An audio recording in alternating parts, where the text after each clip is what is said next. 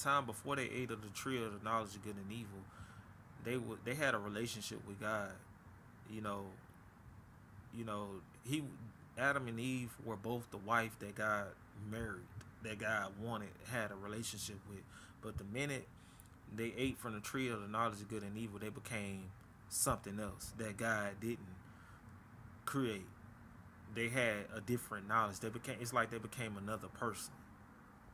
And God was like, you know, who told y'all was naked? He was like, why y'all talking different?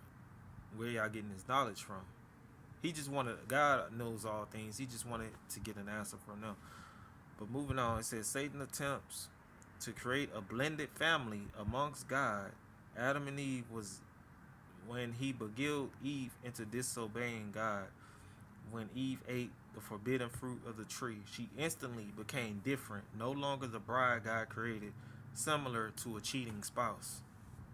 So many of y'all that's watching my video, you probably got a husband that cheated on you, or you got a wife that cheated on you, and when they came back, they was talking different, acting different, and you noticed there was a difference in them.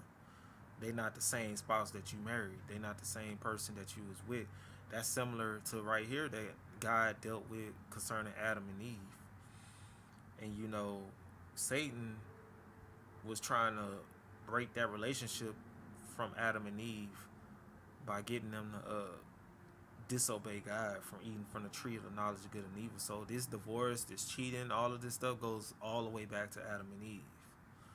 You know, and God is the first person to deal with a cheating spouse, which was us, because we cheated on God. So if you watching my video, you and your feelings about your spouse cheated on you, you know, because I was in my feelings when my ex-wife started a new relationship, and you know, she left me for another guy, and it was just like I was in my feeling. I was like, yeah, at least the whole time we was together, I never cheated on her. You know, that's how I was. But God had to, you know, wake me up, shake me up, and let me know, OB, you mad at your wife because she started a new relationship. But what about all them times that you cheated on me? What about all them times, you know, you was living in sin, and you was you know, just manipulating and controlling, and you was neglecting your wife, and you know, all the stuff you did. It broke me down to realize that, yo, I cheated on God way before she cheated on me. So that, you know, I had to get my life right, and start going to church and reading my Bible, and you know, putting God first in my life, for me to want my wife to be, you know, submitted unto me, and be the woman I needed her to be.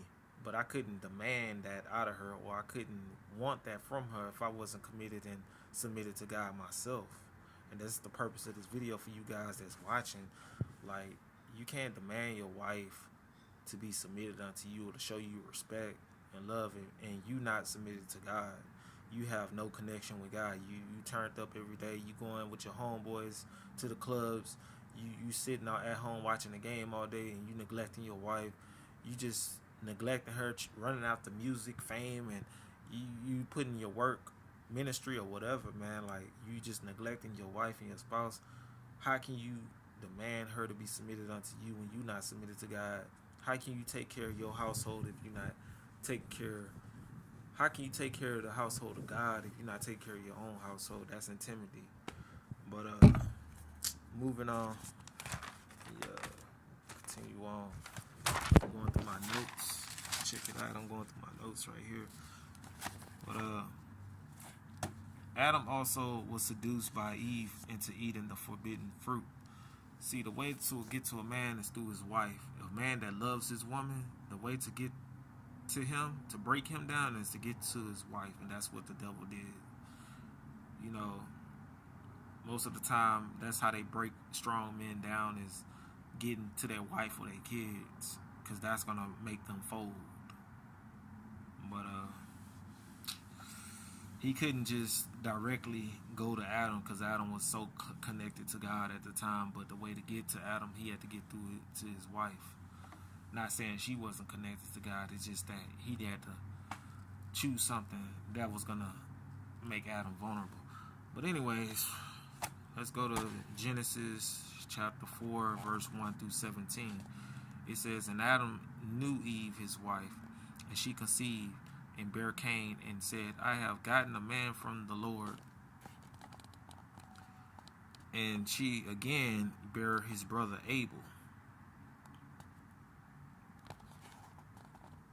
And Abel was a keeper of sheep, but Cain was a tiller of the ground. And in the process of time, it came to pass that Cain brought the fruit of the ground an offering unto the Lord.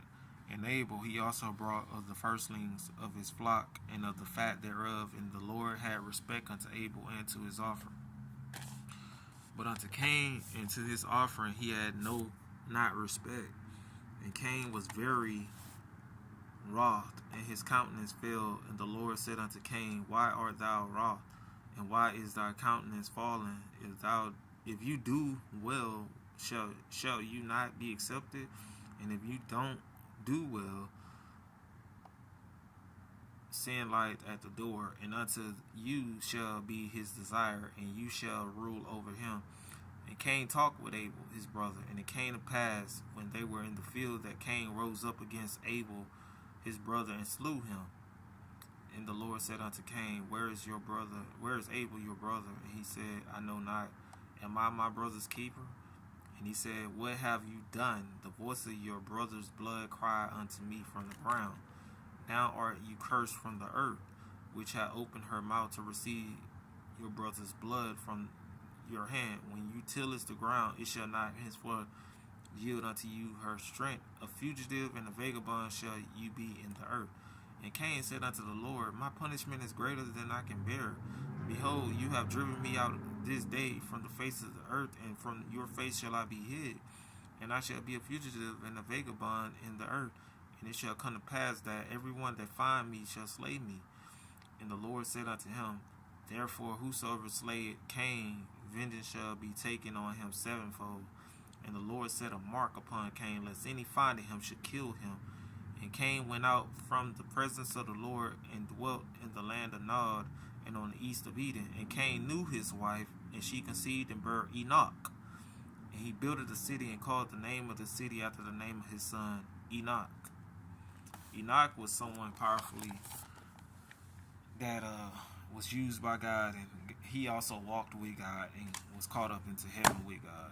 But that's another story for today. So basically, the children that Adam and Eve produced out of sin after rebellion against God wasn't his will, yet God still had mercy on them and their children. The reason why I say it wasn't his will, because those children was born into sin. It wasn't the will of God for Adam and Eve to disobey him and eat from the tree of the knowledge of good and evil.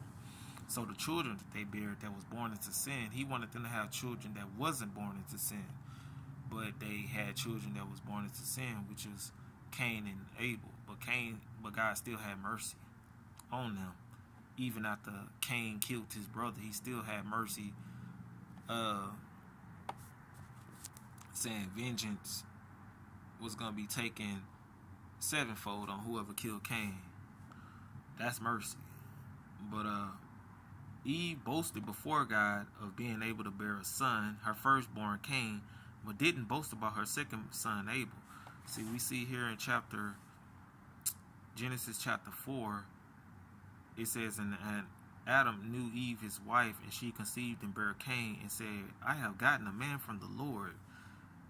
That's, to me, that sounded like she was proud that she got a son from God, because after they ate from the tree of knowledge of good and evil, God told Eve that through pain she was going to bear children. And I believe that it was so, the way God probably told her, she probably thought she would die having children, or the child was going to die. So she was proud that she bore Cain.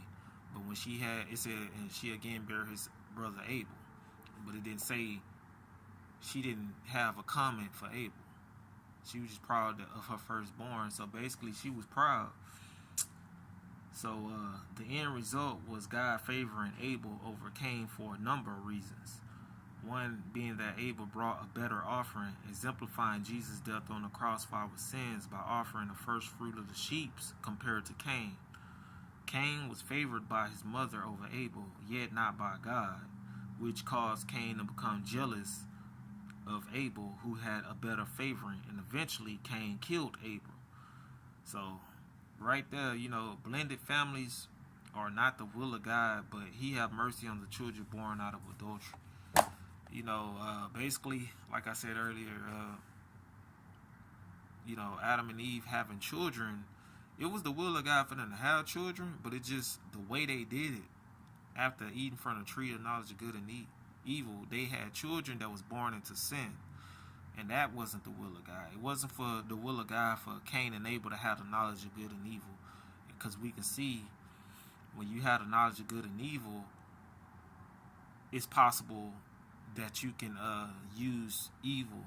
You can become evil or do evil things, and nothing good and evil should come out of the same mouth. Like nothing good and evil should, they contradict each other, and so it's something that's considered an abomination to God.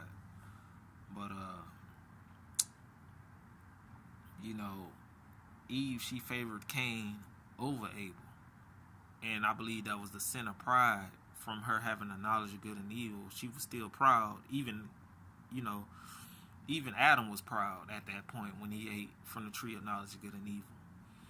But they had children, and the jealousy, which is also a sin, that the envy that was in Cain caused him to kill his brother Abel. So we see that sin, it can have, it can destroy families, it can destroy legacies, and it was just sad all around. But for them for them to disobey God like that wasn't His will. But forgive me, y'all, I don't make YouTube videos like this. I'm trying to dive in, and I'm past the 20 mark. So I'm finna end this video. I'm finna continue on with this series, Standing for Your Marriage Part 1. So please hit that like button. Comment down below. Let me know what y'all think. Please share this video. And subscribe to the channel. One love in Christ.